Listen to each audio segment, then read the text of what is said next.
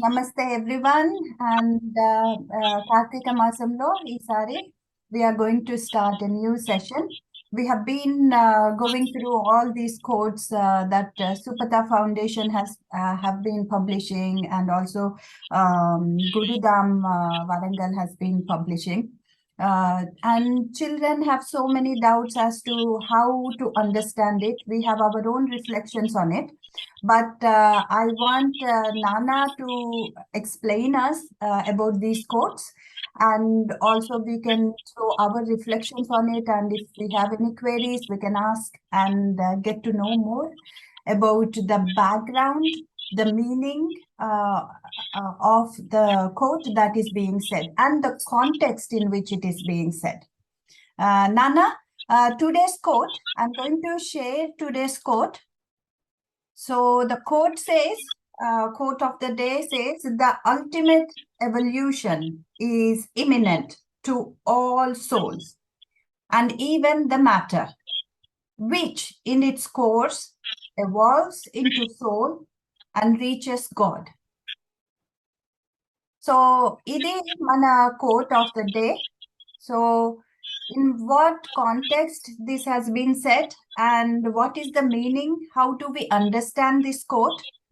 How do you explain to my children? Just have my children in your thoughts and explain it to us. Over to you, Nana.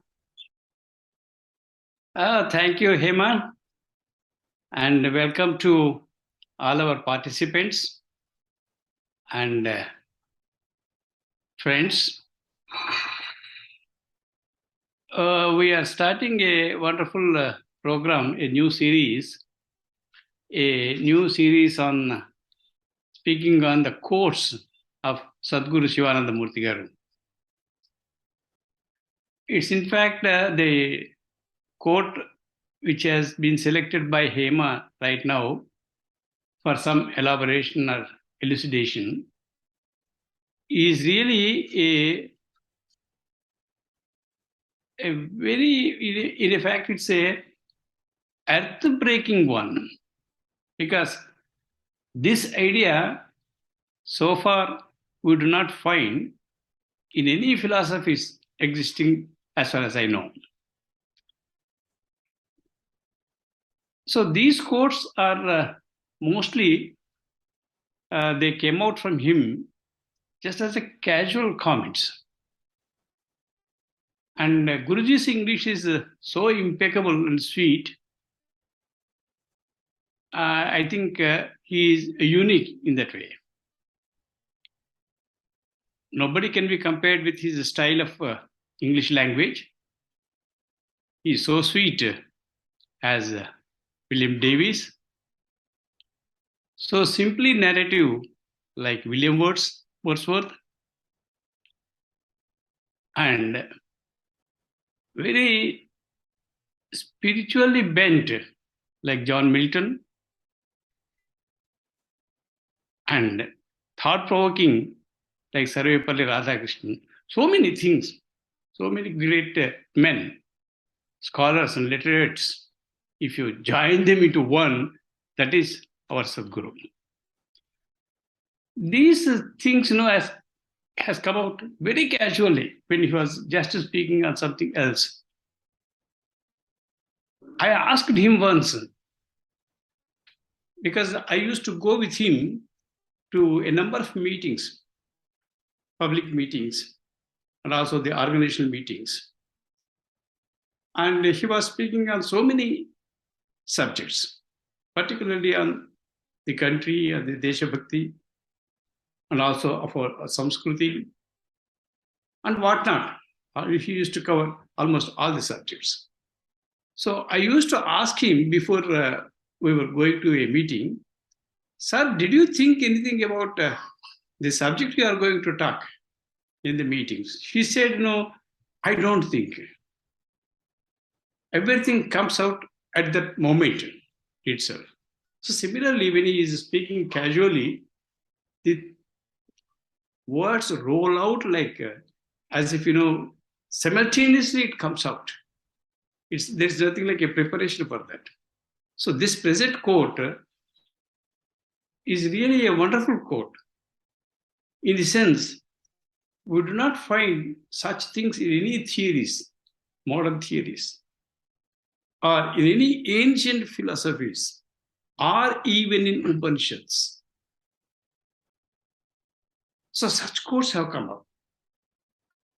Mostly these quotes are collected and preserved in his writings, from his writings, and from his casual talks. And mostly, he used to give a quote every Thursday to one of our friends like Prabhat Kumarji in Visakhapatnam. He used to collect Guruji's quote in a particular diary. So all these things have been collected later and then edited and then put forward in our in the present shape by Shanta Kumarji. He is in US. So let us come to the present quote. And as I told you, because he doesn't have anything like a design for that. He simply speaks out at that moment as it strikes to his mind. So the present quote is a very difficult thing which we cannot expect at all. Because generally, as we, the disciples, or then the devotees, whenever we sit together along with our Guruji, we used to ask so many things and he used to answer them very patiently and very clearly, so that we should not have any doubt after that. That's what he says. He's a specific way of dealing with a particular doubt is such that you need not carry the doubt and then answer along with it. If you ask some intellect like me or somebody else, he gives an answer. The question is so must be a very simple question, but for that he gives a laborious voluminous answers. Again, you do not know, your doubt is not clear. Doubt clearance is something different. Doubt disappearing is the most important thing. He should not have that doubt at all. That doubt should itself disappear. So that's what Guruji says. So these things have also been there. Particularly in the context of this particular quote today, I would speak out here about my discussion with Guruji. I asked him if there is because in the modern philosophies, the spiritual philosophies, we have Dvaita, Advaita, Vishishtadvaita. Earlier, we would have so many yogas and so many Siddhantas. Upanishads are about at least 108. We don't know how many are there, but what we could collect is 108 or even more. So there are so many philosophies, so many rishis, saints might have explained to us what is the phenomenon beyond the matter. What is phenomenon beyond the matter? Suppose now if you are going in the path of spirituality, what is that jnana? Because everybody speaks about jnana. What is that jnana? So these are the questions.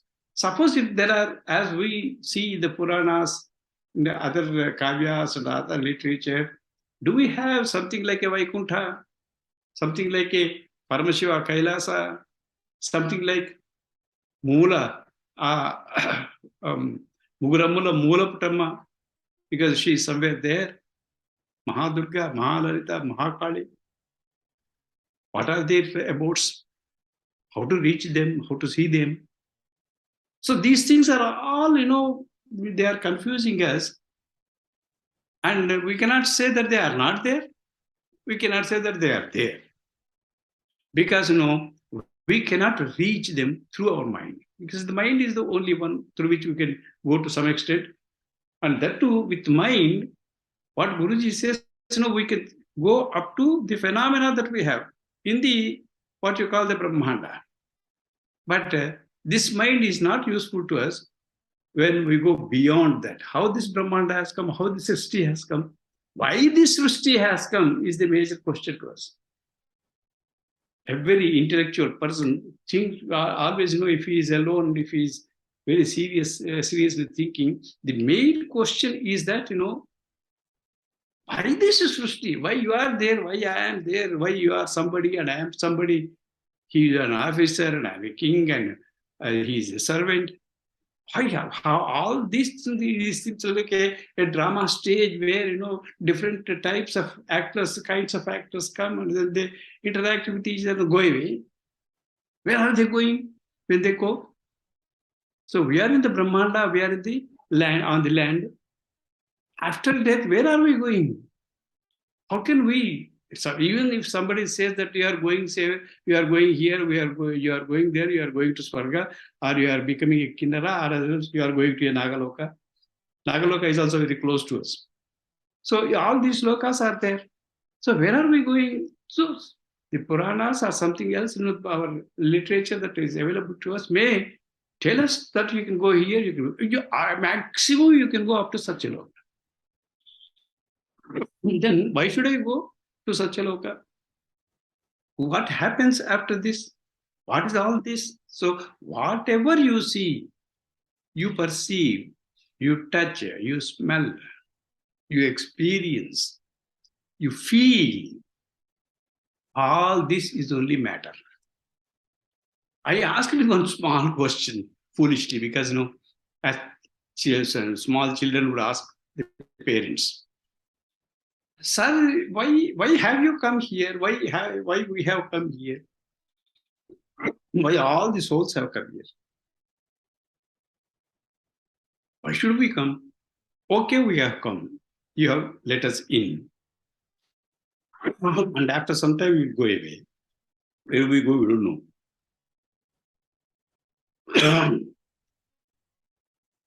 Where we go, we don't know. In those circumstances, we do not know why we have come, why we are going away, where we are going away, what will be there after this. So the purpose, and the elders say, the rishis in great sense say that, the Srishti has come. And Srishti has come out of anugraha of Ishvara. Ishvara gave us this Srishti, this Brahmanda, this lokas, for our experience, soul's experience. So he has given all these things for us. That's fine. But why should we need them? Why should we come into the Brahmanda and then try to go out of the Brahmanda? What is the purpose of this? If in Advaita philosophy, we say that Paramatma is there, he is the Parama soul, Paramatma. And as his amshas, as his parts, as his, the reflections, he is a light and his reflections, as reflections of him. So all of us have come, all souls are there. So all souls are only reflections of Ishvara. Then okay, so we should also be Ishvara here. Why should we be having all these problems, troubles? Why should we educate ourselves? Why should we go for employment? Why should we have children and all that? Why should we do all these things? And again, say that, you have done some karma, that this karma has to be experienced. For this you have to take so many lives. Have we really come from the Ishvara? Then why should we not be them, be Ishvara? Why should we become something else and then try to become Ishvara, try to become Advaita? In Advaita philosophy, you become Ishvara by himself. So if Vishishtadvaita is there, where they also say the same thing, because the soul has come and then he has to evolve into, become to, so that he can go to the Sarupya, Salokya, and Sahitya, the final, where he becomes Vishnu. That's okay. Where does Vishnu go? All such questions will come up. So why the soul is the reflection of that Paramatma, Param soul. So then why should he undergo all these ordeals of life? So these are the questions I asked him. Then he said, yes, those are the philosophies which have come since almost 2000 years from now.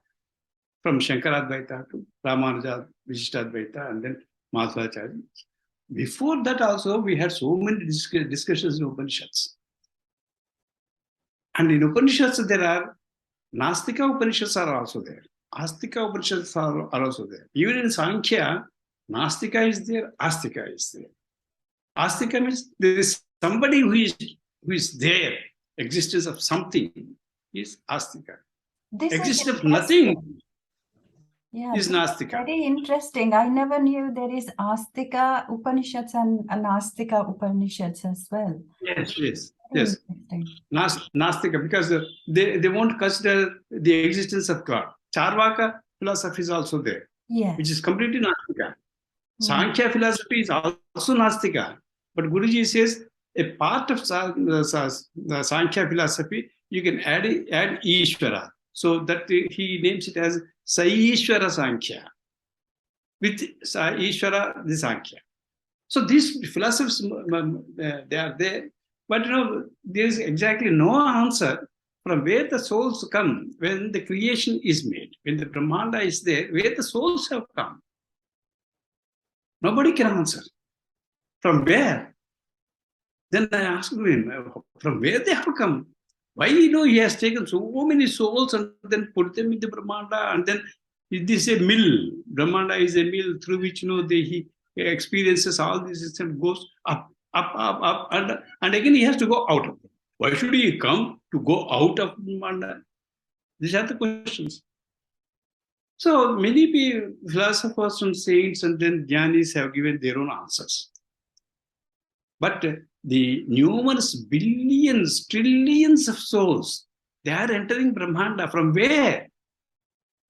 Is the question. Then he said, so all these philosophers, you just keep aside. They are there. And we are not going to deny them. But the thing is, from where these souls have come, we have two references here. One is matter and the other is non-matter. So this matter is something so hard at some place, at somewhere, we don't know. That's why, we are looking at south.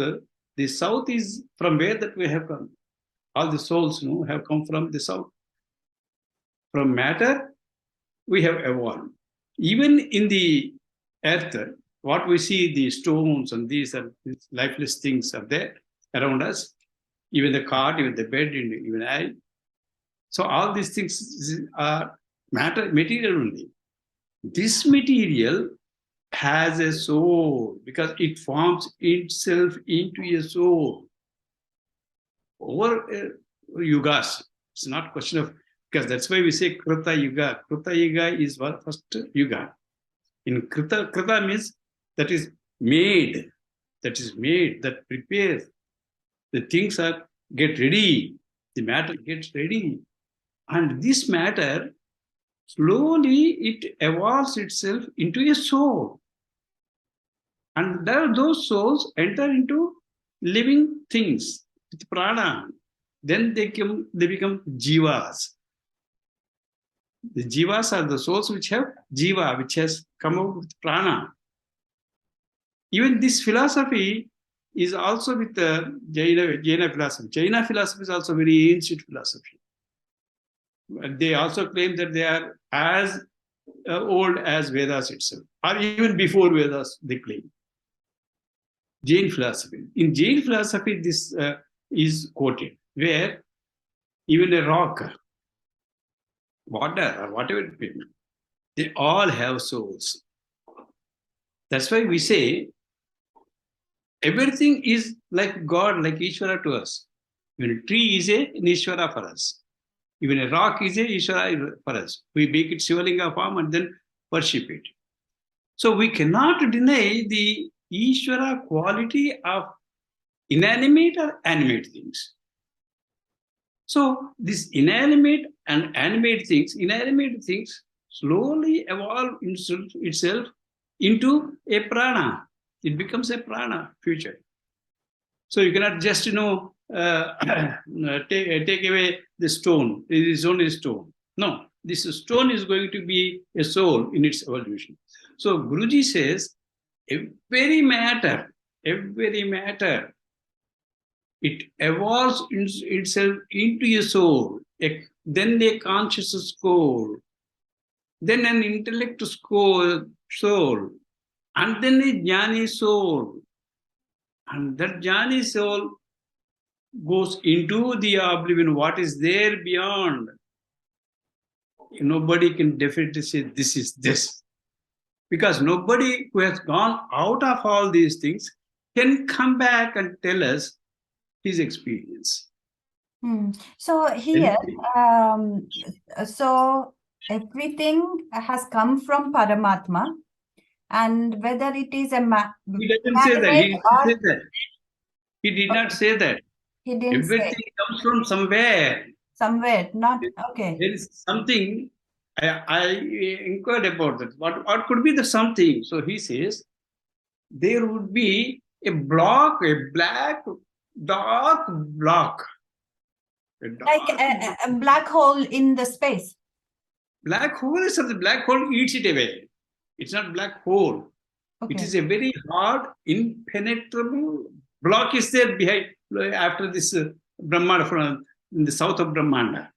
Okay. And out of that, you are taking away some evolved souls into Brahmanda. Right. So it becomes a matter. It becomes a Brahmanda comes out of it. Out of Brahmanda, the material would be transformed and evolves itself into a soul, gets experiences, and then achieves something in his life. So it is Atma assuming in evolving. No. Atma is not the beginner here. Atma is not beginner here. When according you say soul, is it Atma you are referring to? Yeah, there are so many philosophies, earlier philosophies of this, because this is a new one. That's what I say. What Guruji has said. It is not just, there was a Paramatma and from their reflections are men. It's not like that. He says that, from where these billions and trillions of souls are coming into Brahmanda, for that, there should be something impenetrable block is there, some black, darkest block where you cannot put your finger into it. So that, slowly evolves itself. That evolves into the Brahmanda. And according to that matter, it also evolves into a soul. And those souls come up. As something, we have a heap of paddy rice there, and take some paddy home, and then make it a food and all that eat. So something like there is a heavy black block is there, out of which all these things are being prepared. They are coming up, they are evolving itself and going to jhana. So what is the terminology in Sanskrit? When you say soul, is it Atma, Jivatma, Paramatma? When you say souls, matter evolving into souls. What is the soul? Souls are different kinds. It becomes a body. The body takes prana. And then it becomes jiva. And what enters into jiva is something nobody knows. From a jiva, how he. Indaka, you were saying about this impenetrable force from which matter comes out and it evolves into prana, and prana evolves into jiva, and in jiva what enters is someone no one knows. And these are only propositions. It's not that I know it. Yes. Because as far as the terminology we have with us, we have consciousness is the real factor. Consciousness has to enter jiva at one particular point of time.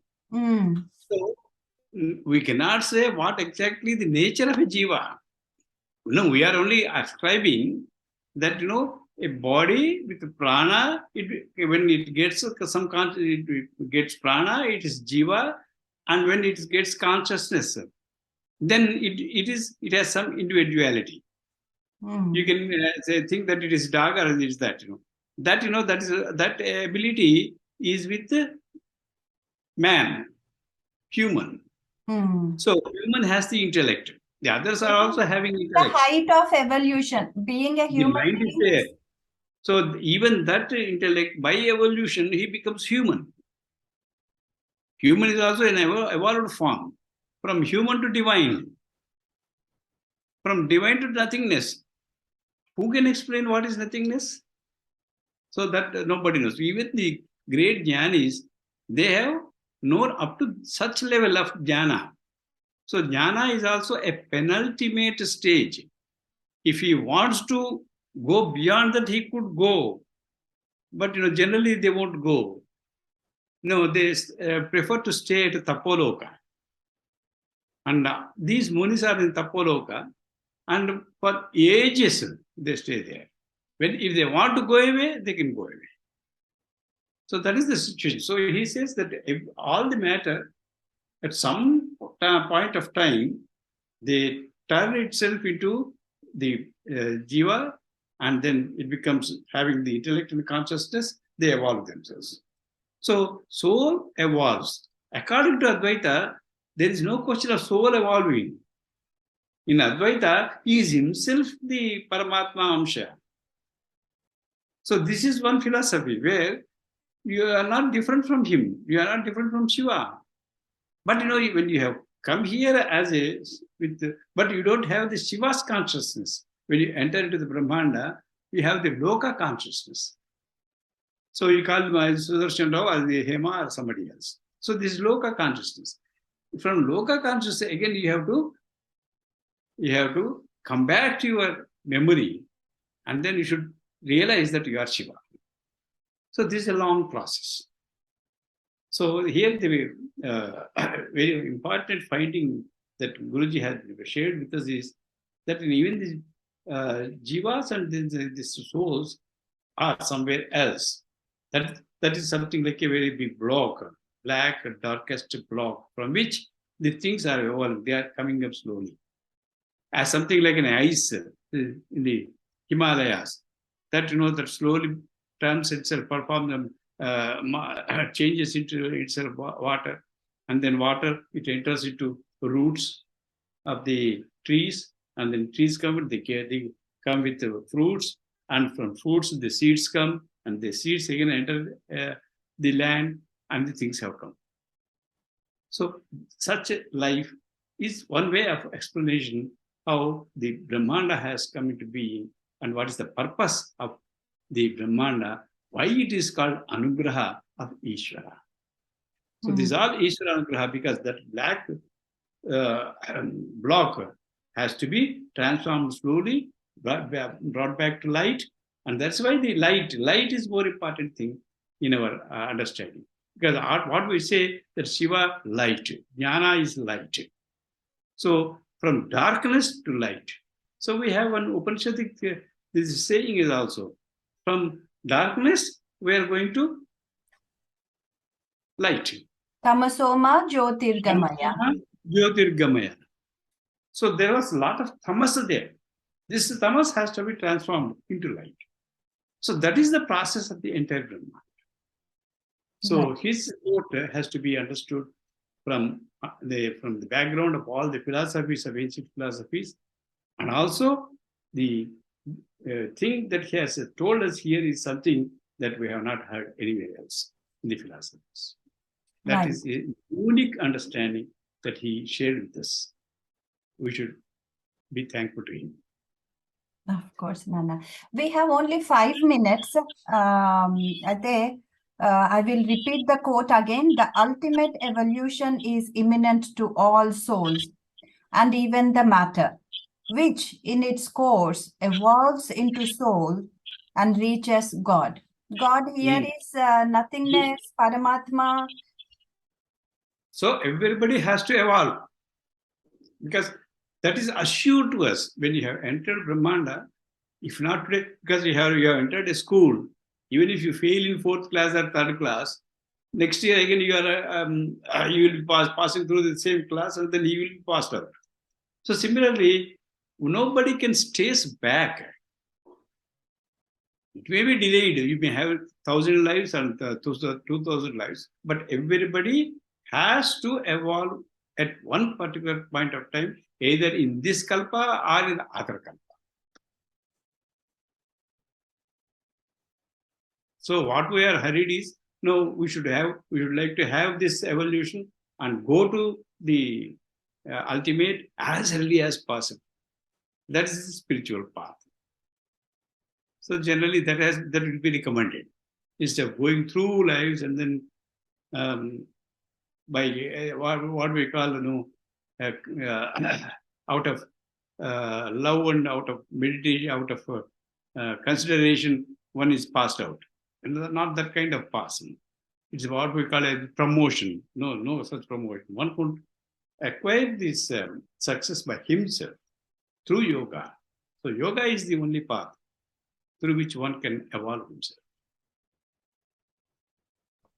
Thank you, Nana. Thank you so much. Yeah. Any questions do ask? Em ledu Guru gari quotes ఒక్కొక్కటి తీసుకొని పిల్లలకి అర్థమయ్యేలాగా మా పిల్లలే కానివ్వండి నాకు కూడా అర్థం కావడానికి context in which context has Guru garu has said that and దాని మీనింగ్ ఏంటి అని just we are discussing.